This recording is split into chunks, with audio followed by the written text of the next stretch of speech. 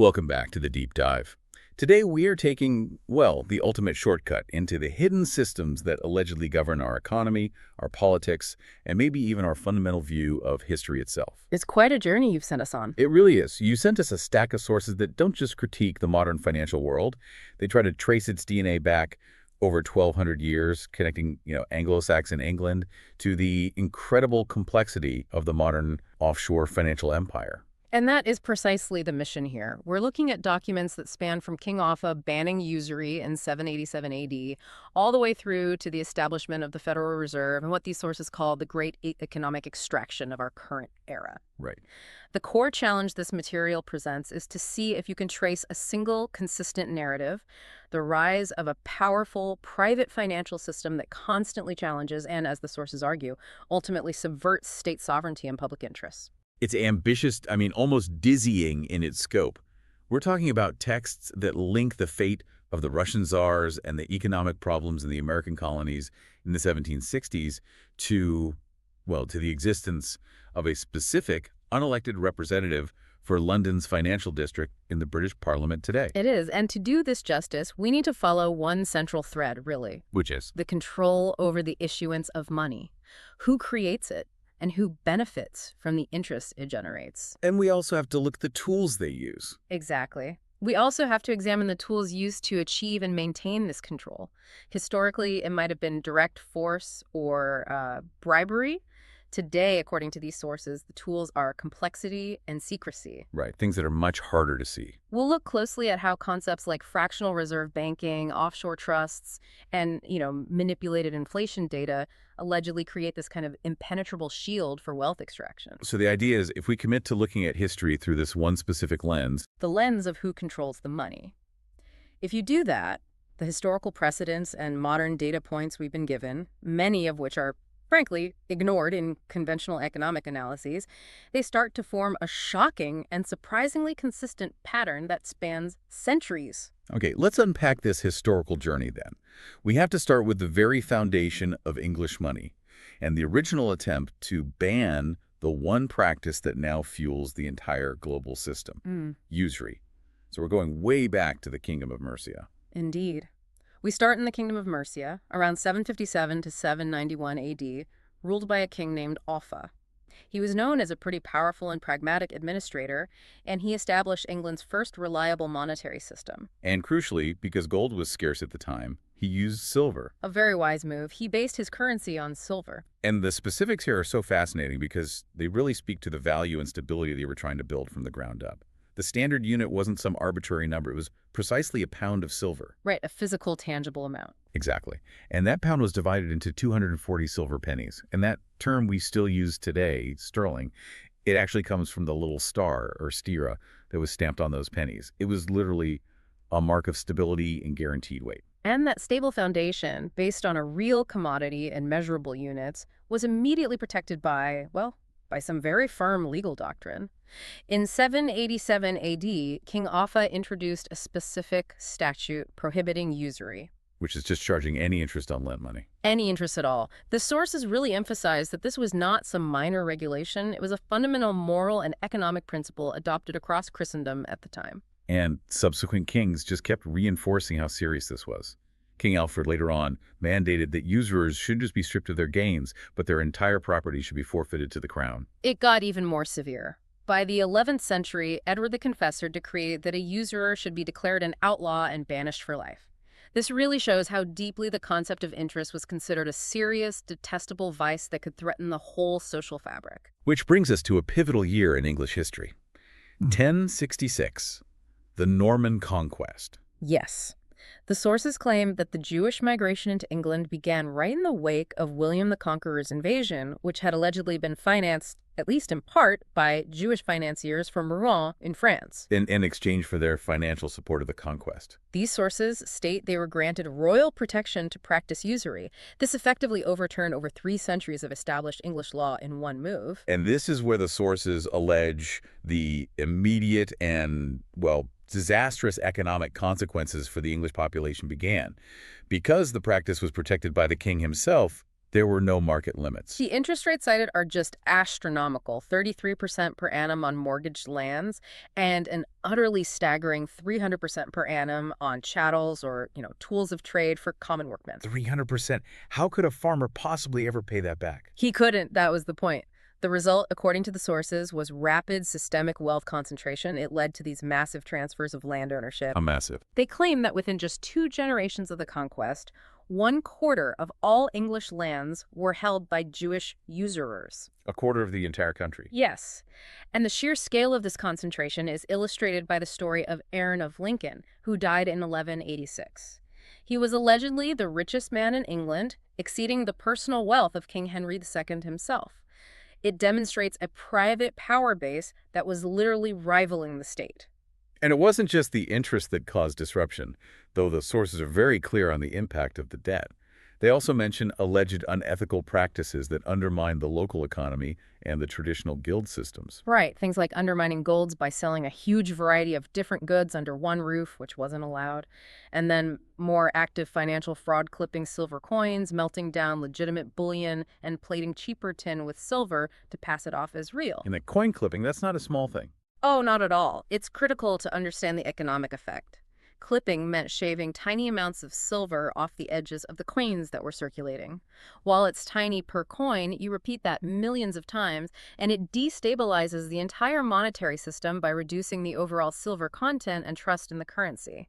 It makes commerce incredibly volatile for everyone else. There's a quote in the source material from an economist at the time, right? Yes, who compared the activity of the moneylenders in England to a sponge, which sucks up all the wealth of the land. So by the 13th century, this financial distress translated into massive political upheaval. Nobles all across the country were facing ruin and the loss of their ancestral lands. And to make matters worse, you had King John, who is described in these texts as utterly reckless, profligate, incompetent, and utterly beholden to his Jews. He allegedly bought up debt from moneylenders just so he could seize land for the crown, compounding the entire problem. And this leads us directly to one of the foundational political documents in Western history. These sources make a really striking claim about the Magna Carta. They do. They claim that the Magna Carta, signed in 1215, was primarily intended to address this exact crisis, to cancel the ruinous bonds held by Jewish moneylenders and abolish usury once and for all. But not all of it stuck, did it? No, 19 clauses that related to the Jews were abrogated under Henry III, but the political pressure just didn't disappear. You just kept building, leading ultimately to Edward I passing the Statutes of Jewry in 1233 and then again in 1275, explicitly trying to abolish usury. And the political climax of all this, according to these sources, was the compulsory expulsion of the entire Jewish population, 16,511 people, on July 18, 1290.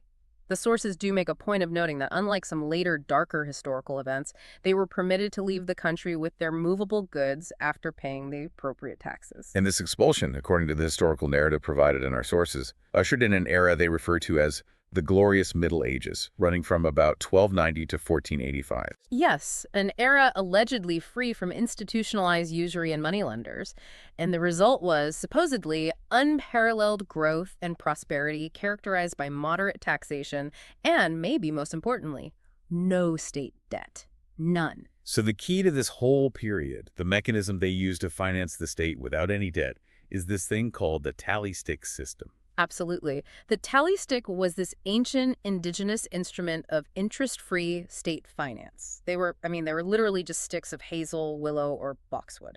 And they would record denominations with cuts in the wood. Exactly. The thickness of a palm might denote 1,000 pounds, for instance. And the genius of it was in the security and how it distributed the money supply. The stick was split nearly to the bottom, creating the stock, which the state held, and the counterfoil, which was given to the person being paid. Right, and because no two pieces of wood are identical, the grain pattern had to match up perfectly. This made it an almost infallible anti-forgery measure. They were used to pay state salaries, fund major infrastructure like the City of London Wall, and maintain the ports. The scale of this debt-free sovereign money supply is genuinely hard to wrap your head around today. It really is. The tally sticks remained in use, amazingly, until 1783. As late as 1694, the sources note that 17 million pounds worth were still in existence. And to put that in context, The king's annual budget at the time rarely exceeded £2.5 million. So this was a prodigious debt-free money supply supporting the entire national economy. and the social results of this were profound, according to the records you sent us. The sources claim the average laborer worked only 14 weeks a year. 14 weeks, and enjoyed between 160 and 180 holidays.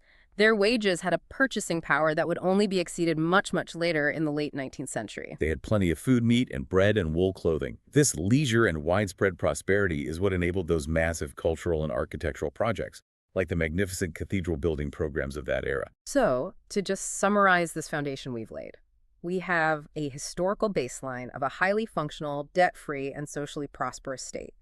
And it was all based on sovereign control of currency and strict prohibitions on interest. And this era, in the view of our source material, was systematically destroyed starting in the 17th century, setting the inevitable stage for the modern central banking system. Exactly. So let's transition into that 17th century, the era of the Stuarts and the Civil War. We saw a brief relaxation of anti-usury laws under Henry VIII, but as you said, Edward VI quickly repealed them in 1552, reiterating that usury was utterly prohibited as a vice most odious and detestable. Okay. But by this point, the seeds of private fractional finance were already being sown in London. That's right. Under Queen Elizabeth I, the sources claim that Marranos, which means Spanish Jews who had publicly converted to a nominal form of Christianity while secretly retaining their faith, they settled in London and began operating as goldsmiths.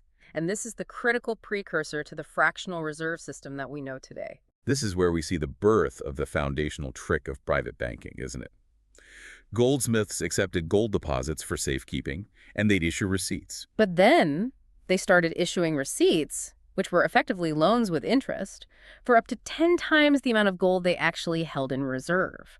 They were creating money out of thin air, leveraging their deposits. That's the heart of fractional reserve banking. And with this new private system in place, the interest rates just shot up immediately, mirroring the chaos of the medieval period. Rates climbed to 20–30% for the crown, often exceeded 33% for merchants, and soared to, well, 60–80% for the poor. And the predictable consequence was Financial collapse. The sources claim £2 to £3 million were lost through mass goldsmith bankruptcies. The state had lost control of the money supply, and the volatility just came roaring back. Then we hit the English Civil War, starting in the 1640s.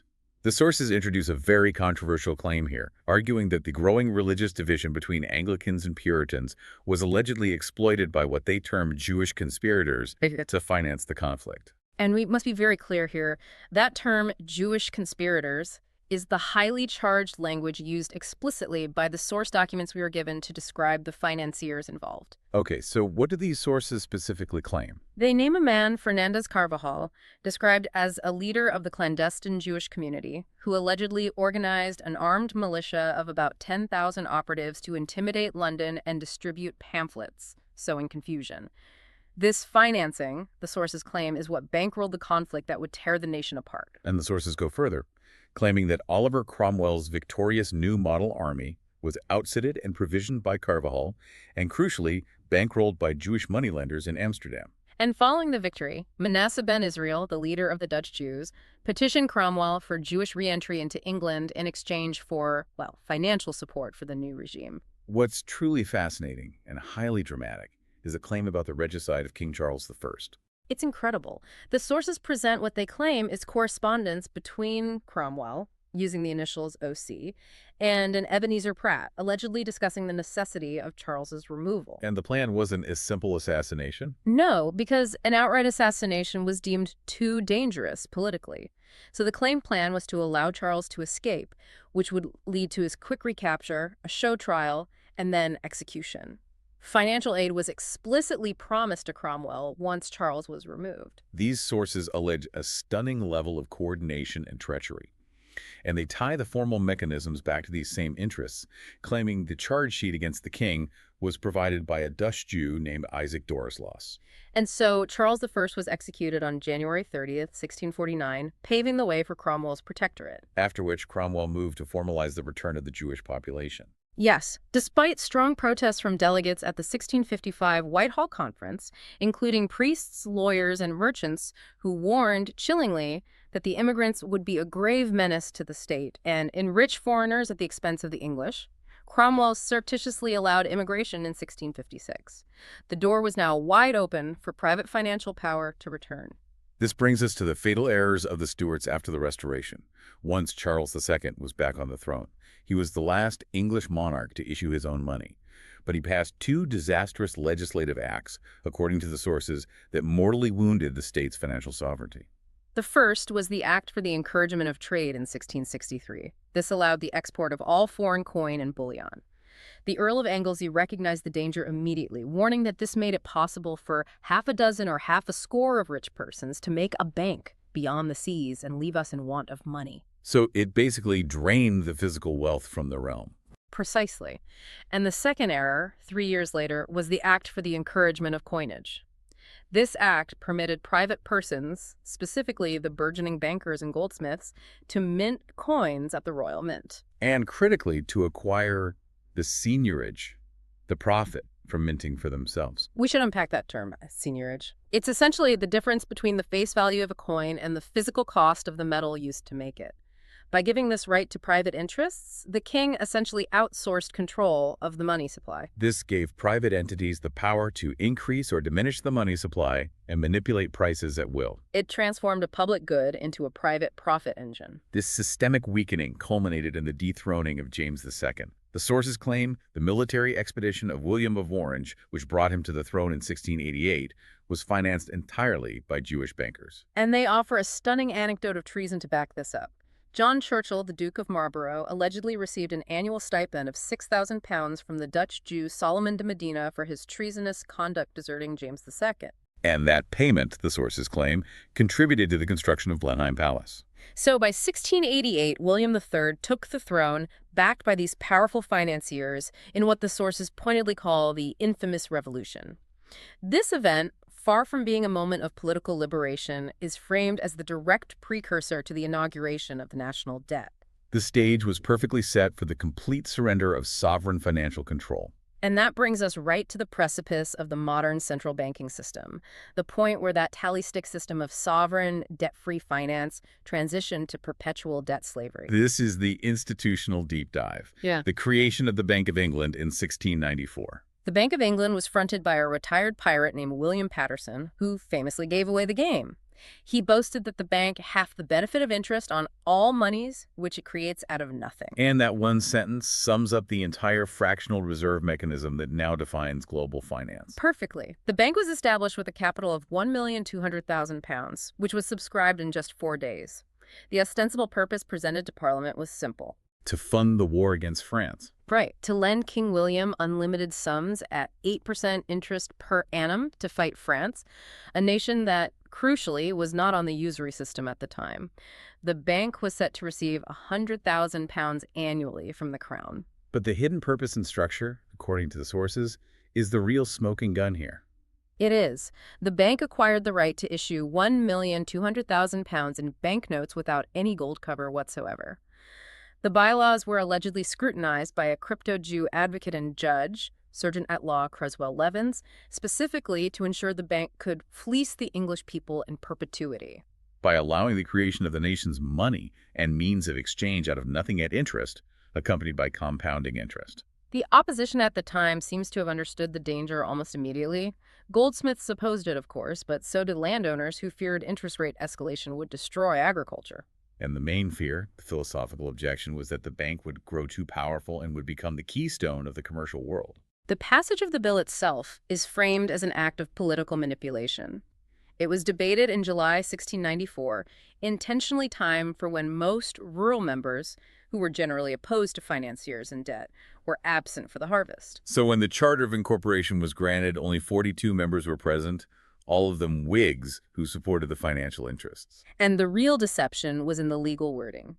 To mask its true revolutionary purpose, the bill's title made no mention of the Bank of England. It was secreted 2/3 of the way down, a massive verbose title. An act for granting to their majesties several rates and duties upon tonnage of ships and vessels, and upon beer, ale, and other liquors, for securing certain recompenses and advantages. That title is so crucial. It's just listing the new taxes required. And the purpose of this whole array of new taxes on tonnage, beer, ale, followed shortly by land stamp and a punitive 20% income tax on laborers, was not primarily to fund the war effort.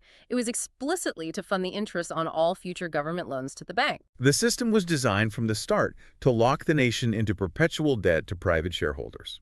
And this established the systematic pattern that the sources claim defines the modern era.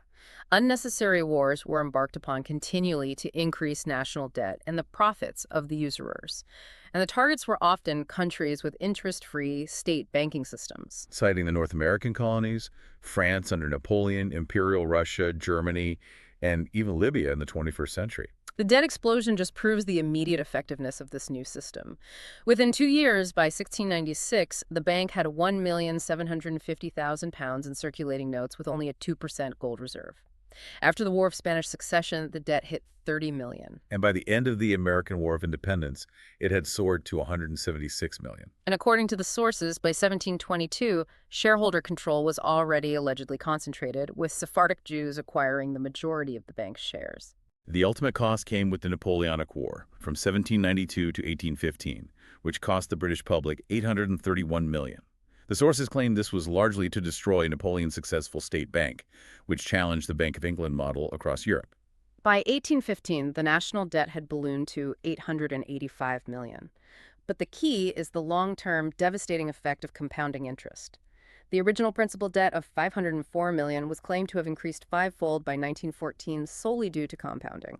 William Cobbett, the agrarian parliamentarian, observed that the bank's design was to mortgage by degrees the whole country. The scheme has produced what the world never saw before: starvation in the midst of abundance. A truly chilling quote. And this exponential debt growth continues today. It stood at $650 million in 1914, exploded to $7.434 billion by 1919, with 40% of the entire national budget going just to interest payments, and exceeded $1.8 trillion by 2017. And the sources conclude that even the 1946 nationalization by the Labor government was just for show, really. Merely propaganda, as they put it, because it introduced no change to the underlying fractional reserve system. They also point to the suspicious 1974 establishment of the Bank of England Nominees Limited, a wholly owned subsidiary with private shareholders, as a hint of a potential reverse takeover, allowing critical operations to continue outside of public scrutiny. So the pattern is debt creation, complexity, and private control cemented over centuries. Exactly. And now we have to turn to how this struggle for control over currency played out in the United States and Imperial Russia. This demonstrates that the English experience wasn't unique, but part of a global, systematic implementation of central banking power. What is incredible about the American colonial story is that, for a time, it served as the greatest real-world proof of concept for debt-free prosperity since the tally sticks. Absolutely. The American colonies, Massachusetts, Pennsylvania, and particularly Benjamin Franklin's Pennsylvania, created their own debt and inflation-free paper money. It was called colonial script, or bills of credit. And this sovereign currency fueled remarkable economic growth. Benjamin Franklin's testimony from 1763 is the cornerstone here. When he was asked in London about the source of the colony's obvious prosperity, he replied, "That is simple. In the colonies, we issue our own money." In this manner, creating for ourselves our own money, we control its purchasing power, and we have no interest to pay anyone. The key to its success was stability and control. The colonial government issued it interest-free and regulated the volume strictly based on the needs of the real economy. So it didn't inflate, nor did it incur crippling debt. But this prosperity was immediately identified as a mortal threat by the Bank of England. Of course. In 1764, the bank successfully lobbied for the currency bill, which restricted the colonies' right to issue their own money and forced them to issue interest-bearing bonds in exchange for scarce English money. And the consequences were devastating and immediate. The colonial economy just collapsed, leading to 50% unemployment and widespread destitution. The sources claim, very strikingly, that the abolition of colonial currency was the primary cause of the revolution. The Stamp Act was merely the final emotional provocation. The Americans were fighting, first and foremost, for the right to issue their own money debt-free. And during the War of Independence, the Bank of England allegedly used financial warfare as much as military force. Yes, they allegedly mounted a massive counterfeit operation, recruiting hundreds of workmen in 17 factories to print millions of dollars worth of counterfeit continental currency, causing its value to plummet to just 2.5 cents by 1780. A powerful, if deceptive, strategy to undermine a sovereign currency. After independence, the struggle to impose a central bank began immediately. The first bank of the United States was chartered in 1791, modeled on the Bank of England, 20% government-owned, 80% private. And Thomas Jefferson, the ultimate skeptic of financial power, warned, "The central bank is an institution of the most deadly hostility existing against the principles and form of our Constitution. I believe that the banking institutions are more dangerous to our liberties than standing armies." The sources point out the bank's alleged tactics were swift and aggressive. They engineered the first U.S. crash, the Panic of 1792, by flooding the market with cheap loans and then suddenly calling them all in, causing mass bankruptcies. And through financial maneuvering, the U.S. government was forced to sell its shares to repay loans, which led to the bank becoming 100% privately owned, with 75% foreign ownership by 1802. So when the charter came up for renewal in 1811, Congress defeated it by just one vote. And this is where the narrative makes another major and very controversial claim. The principal shareholder, Mayer Amschel Rothschild, allegedly flew into a rage, declaring, "Either the application for renewal of the charter is granted, or the United States will find itself involved in a most disastrous war." And the War of 1812 followed shortly after. These sources allege a horrifying sequence of events, claiming Rothschild influenced the British Prime Minister, Spencer Perceval, to declare war on the U.S. to resurrect the central bank. When Perceval refused, citing the Peninsular War, he was assassinated in the lobby of the House of Commons in May 1812 by a man named John Bellingham, who was allegedly set up by Rothschild agents. The war was subsequently declared, increasing U.S. debt by a crippling 182%. But despite that high cost, the central bank was resurrected. The Second Bank of the United States was established in 1816. It was. However, the artificially induced recession of 1819-1821 convinced President Andrew Jackson to fight it. He famously vowed, "The monster must perish," and Jackson successfully vetoed the recharter in 1836 and critically repaid the entire national debt, leaving a $50 million surplus. Which resulted in a remarkable 77-year period from 1836 to 1913, where the U.S. developed without a central bank. During the Civil War, President Lincoln used this power wisely, issuing debt and interest-free Treasury greenback dollar bills to finance the war, thereby retaining financial sovereignty. Lincoln issued $347 million of this currency at no cost to the American people, explicitly rejecting loans at 36% interest from private bankers.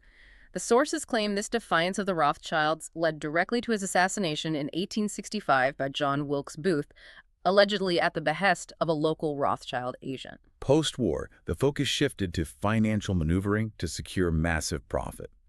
Rothschild agent August Belmont bought up devalued war bonds, and then President Grant passed the Public Credit Act of 1869, which paid out the full face value in gold, netting the Rothschilds a claim to 100% profit from the war debt. This control is cemented by what's called the Crime of 1873, when the U.S. officially adopted the gold standard and demonetized silver. A sworn affidavit from the time is cited by the sources claiming this demonetization was expressly ordered by the governors of the Bank of England, who allegedly bribed U.S. Congress members with £100,000 to get it passed. And this restricted the money supply dramatically, leading to a series of manufactured panics between 1873 and 1907. And another president who spoke out was allegedly targeted. President James Abram Garfield, who stated in 1881, "Whosoever controls the volume of money in any country is absolute master of all industry and commerce," was shot 2 weeks later by a lone assassin who, at his trial, claimed important men in Europe put him up to the task. The persistence of these claims across decades is something. It suggests, at a minimum, a consistent belief system regarding the stakes of monetary control. And the Panic of 1907, allegedly set in motion by J.P. Morgan through manipulation of credit markets, provided the final necessary pretext for a solution: the establishment of the U.S. Federal Reserve Bank. The plan was drafted in secret at the Jekyll Island meeting in 1910 by financiers, including Paul Warburg, who used only their first names to conceal their identities from the staff there. And the resulting legislation, the Aldrich Plan, was nearly identical to the final Federal Reserve Act. Opposition was fierce right up until the very end. Congressman Charles August Lindbergh called it the most gigantic trust on earth and the schemiest legislative crime of all ages. But Allegedly under threat from President Woodrow Wilson, the bill was pushed through and passed on December 23, 1913, literally during the Christmas recess when many members of Congress were already home. The sources cite the outcome since 1914 as the ultimate proof of failure. The U.S. dollar has allegedly lost 97% of its purchasing power, and the national debt rose from $2.65 billion in 1910 to $20 trillion by 2017.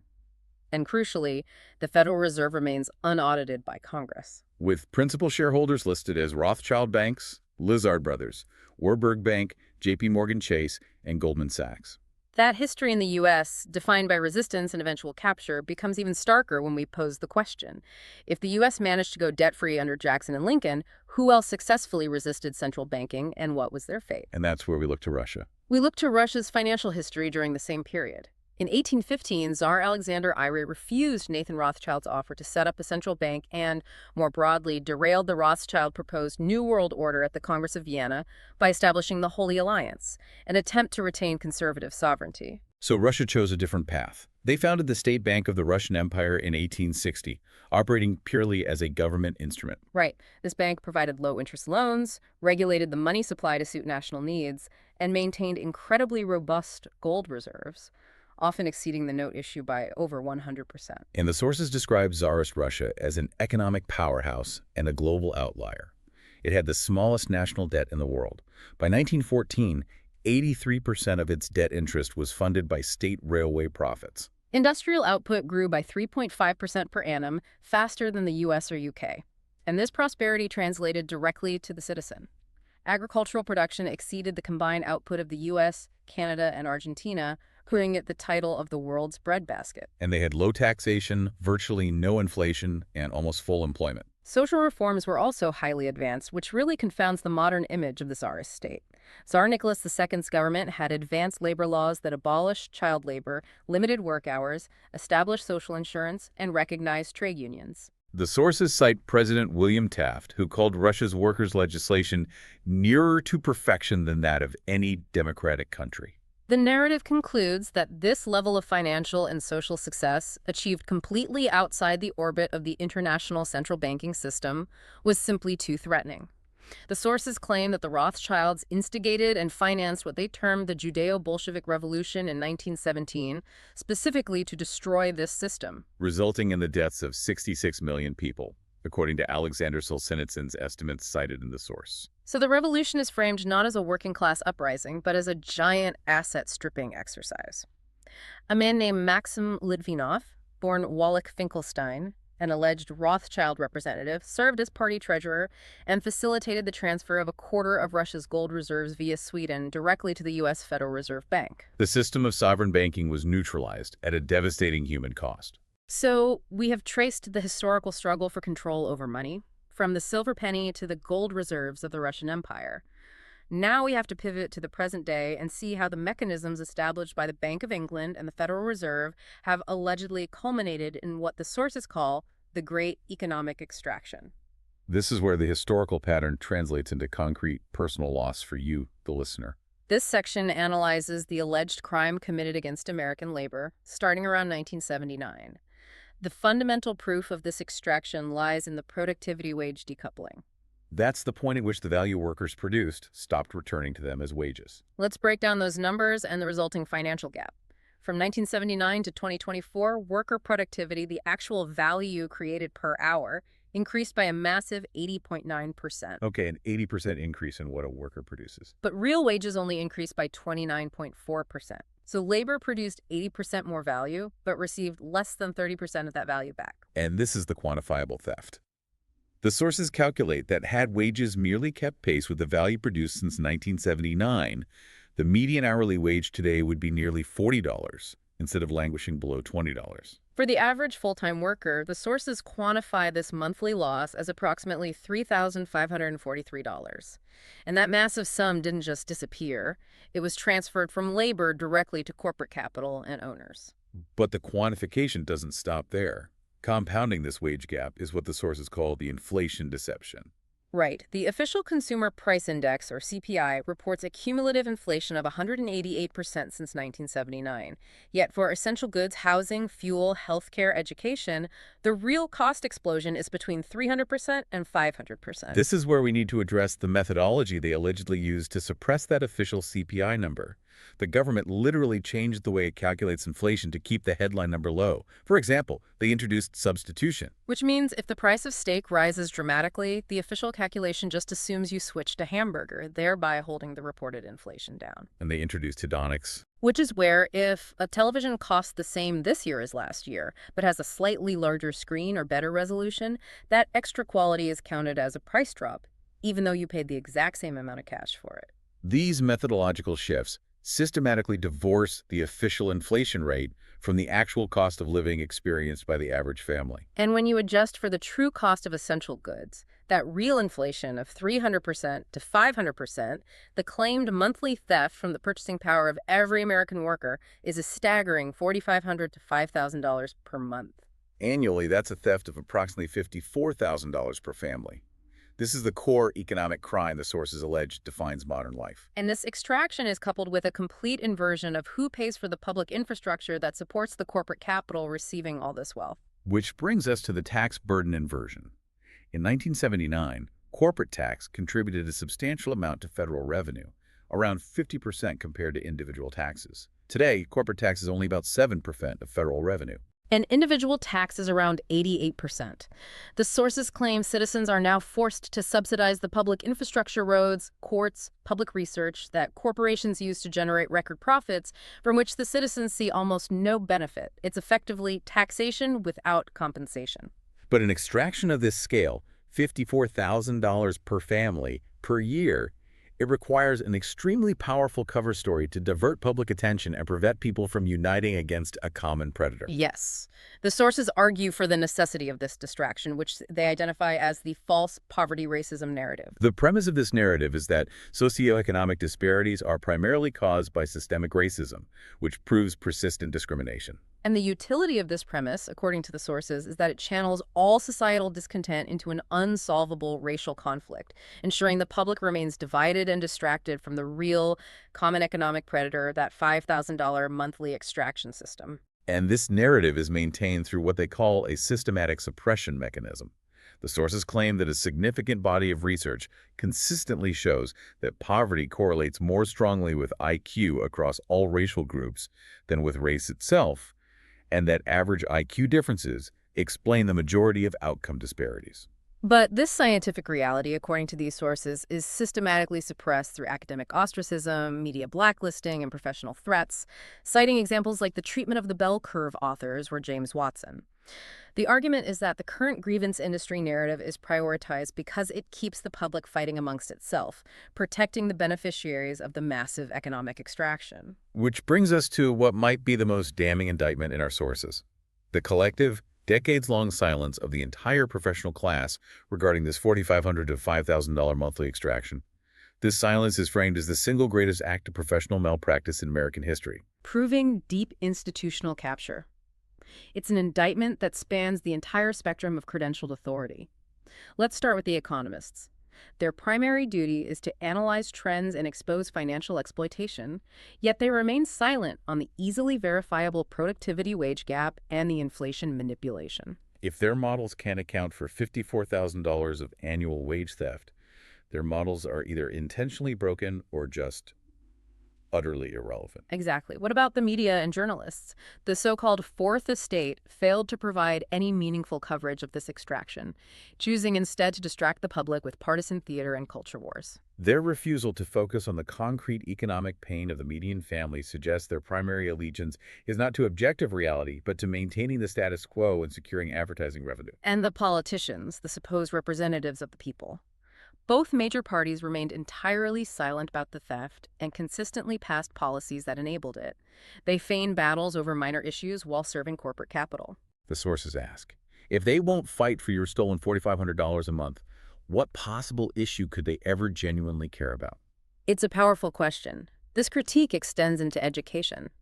Educators, both K-12 and university, failed to teach students about systematic wage theft and economic disempowerment, instead propagating distracting false narratives about systemic fairness.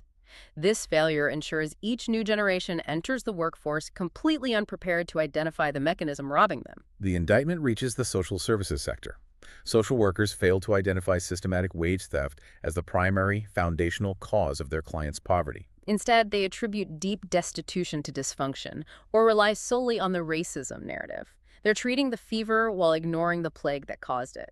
Similarly, healthcare professionals fail to identify the immense psychological and physiological stress caused by this chronic economic extraction, the stress of being poor while productive, as a major public health crisis.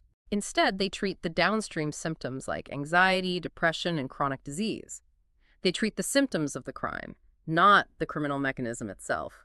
We must also consider the silent complicity of religious leaders who remained overwhelmingly silent about the massive, ongoing theft from their own congregations, often favoring social justice narratives that ignore this foundational, provable economic injustice. And finally, the pillars of law and finance.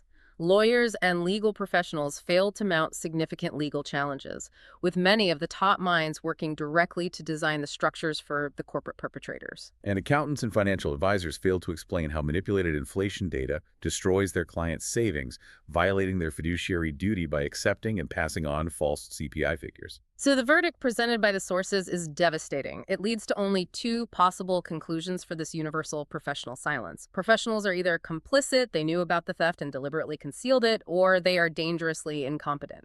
They failed to grasp the most important economic data of the last 50 years. And both conclusions, the sources argue, prove institutional capture. The argument is that credentials cease to be indicators of integrity and become indicators of conformity, as the system selects for those willing to betray their duties for personal advancement. And this is the heart of the epistemic crisis that renders all information from these captured institutions fundamentally suspect. Now we have to shift from this domestic extraction to the international architecture that enables this staggering amount of extracted wealth to be managed and hidden. Britain's Second Empire, which exists not on land, but in finance, the global offshore system. The sources explain that the City of London was historically the financial heart of the British Empire, the governor of the imperial engine. But when the empire declined, highlighted dramatically by events like Egypt nationalizing the Suez Canal in 1956, the humiliation and run on sterling forced the British elite to find a new financial role to maintain global relevance. This led subtly to the creation of the London Eurodollar market in 1956.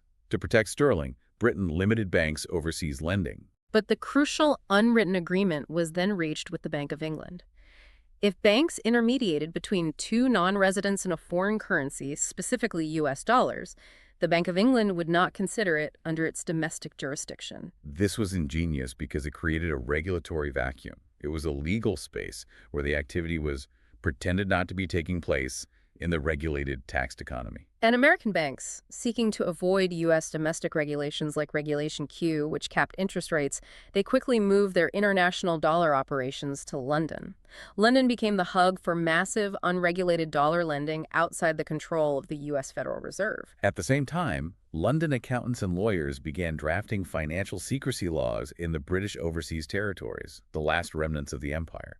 Places like the Cayman Islands and the British Virgin Islands. These became secrecy jurisdictions, catering to illicit activity, drug money, and tax evasion. The sources note that 7 of the 14 remaining British overseas territories are now bona fide tax havens. And the Bank of England was fully aware of this, noting it in a secret report in 1969.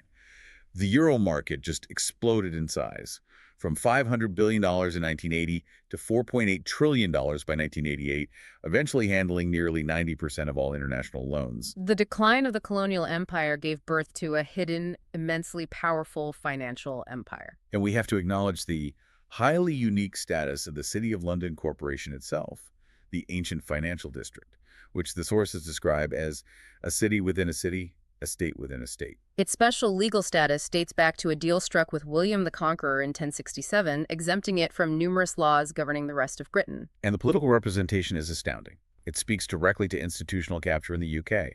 Its electorate is dominated by private businesses, and it maintains a permanent, unelected representative in the House of Commons called the Remembrancer. Whose explicit role is to lobby Parliament for the city's interests and ensure that no legislation is passed that might threaten its financial power. The culture supporting this system is one of light-touch regulation and, well, corruption. The Bank of England used its regulatory status to attract world banks to London. We see this with the infamous BCCI scandal. Right. The bank issued a license in 1972, despite the bank's deep involvement in fraud, money laundering, and terrorist financing. And the cover-up detailed in these sources is shocking. The Bank of England allegedly knew about BCCI's activities, but delayed closing the bank for 15 months, until 1991, resulting in millions of depositors being hurt. The governor of the Bank of England at the time commented that London was a place where senior bankers did not have to worry about the consequences of their actions. Which creates the operating environment. In Britain, nobody goes to jail, no bankers go to jail, they generally don't.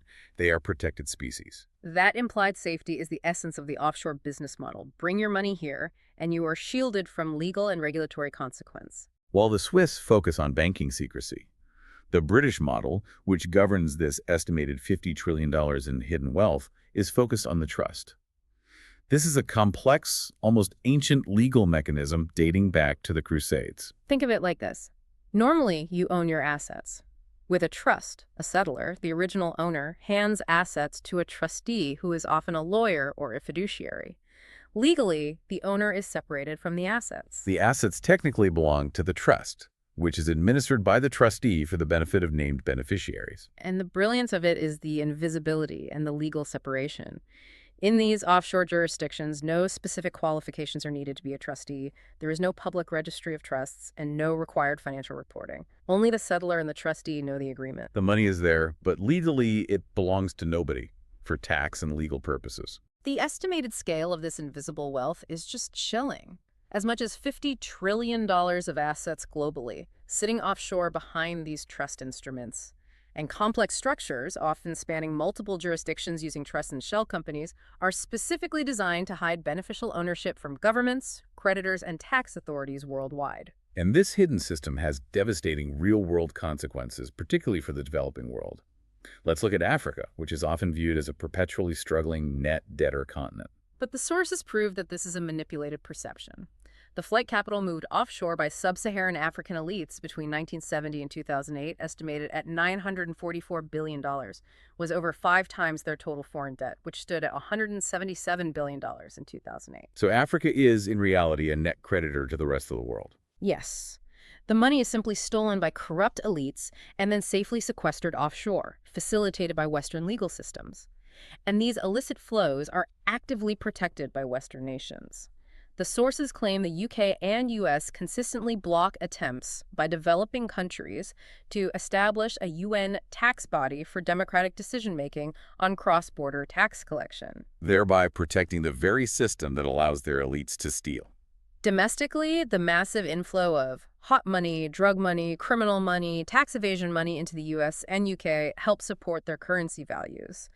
The US explicitly adopted a plan to become the Switzerland of the world for flight capital, Routing Latin American criminal money into Caribbean offshore banks, which then deposited it in US head offices. The IMF even has a term for this inflow, errors and omissions in balance of payment statistics, which is just a euphemism for flight capital. And the side effect of this inflow is the extreme financialization and deindustrialization of London and New York, as banks invested the hot money in financial speculation and real estate bubbles rather than funding a manufacturing or productive industry. And we must revisit the jaw-dropping professional complicity in the offshore world. John Christensen, a former economic advisor to Jersey, investigated 100 clients at Deloitte & Touche and found that not a single client was involved in genuinely legitimate activity. All were involved in tax dodging, or worse. Insider trading, illicit arms trading, bribery. Exactly. An American senator found that bankers estimated 99.9% of clients use offshore companies for illicit purposes. The sources describe the accountants who administer these structures as a new mafia in town, whose trade is just as deadly by depriving people of healthcare, education, and justice through the systematic erosion of global tax revenues. And this corruption extends to profound political capture in the UK. The City of London's financial interests have penetrated the state, shaping laws for their own benefit. We see this with the scandal of the tax authority, HMRC, negotiating sweetheart deals behind closed doors. Dave Hartnett, the head of anti-avoidance at HMRC, frequently led these negotiations himself, resulting in deals like British Telecom receiving a £1 billion refund. Hartnett later moved to a major accountancy firm, Deloitte, and was bestowed an honor by the British monarch.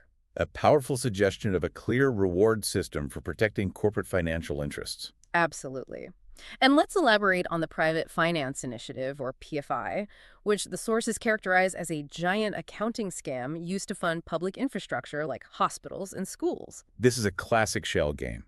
Private consortiums finance and build the projects, and the government then guarantees decades of extremely high repayments, often 3 or 4 times higher than if the government had simply borrowed the money itself. And the key mechanism of the scam is that this long-term liability is kept off balance sheet, making the government appear less indebted than it actually is, while funneling guaranteed inflation-proof profits to private finance houses for decades. The high degree of political capture is further evidenced by the fact that politicians openly act as lobbyists for the city. More lobbyists from London went to Brussels to protect city interests than from all other EU states combined. Which demonstrates the intensity of this financial political fusion. And finally, the sources highlight the personal ties. For example, former UK Prime Minister David Cameron's father was an offshore funds expert who used the system himself, evidenced by his estate appearing smaller than expected upon his death. Suggesting that those who make the laws are often active participants in the secrecy system. So we have completed our deep dive into these hidden systems of wealth and power, traversing centuries of financial history.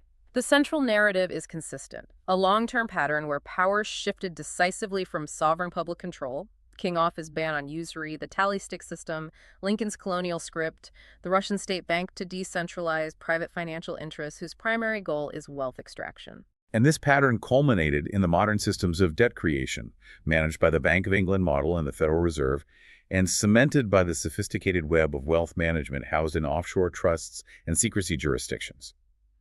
We have gone from a silver penny stamped with a star to an invisible web of offshore trusts holding an estimated $50 trillion in assets, operating outside the rule of law.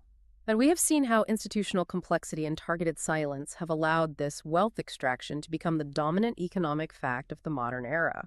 A theft allegedly amounting to $4,500 to $5,000 monthly from the purchasing power of every American worker. That number, $54,000 annually, is the most concrete piece of evidence of betrayal cited in these sources. It highlights the alleged systemic failure of every institution designed to protect the citizen. The journalist who ignores it, the economist who conceals it, the lawyer who won't challenge it, and the politician who enables it. The sources argue that the core issue we face today is not a specific failure of policy, but a complete epistemic crisis, a systemic corruption where every credentialed institution is built on a lie of silence about the greatest economic extraction of our time. Which leaves us with the final provocative thought these sources impress upon us. If the entire professional class and the institutions they represent is built on a lie of silence about such a massive, verifiable theft, what foundational truth, if any, are we left with to rebuild our understanding of the world? You have to wonder what other secrets that pervasive silence is designed to protect.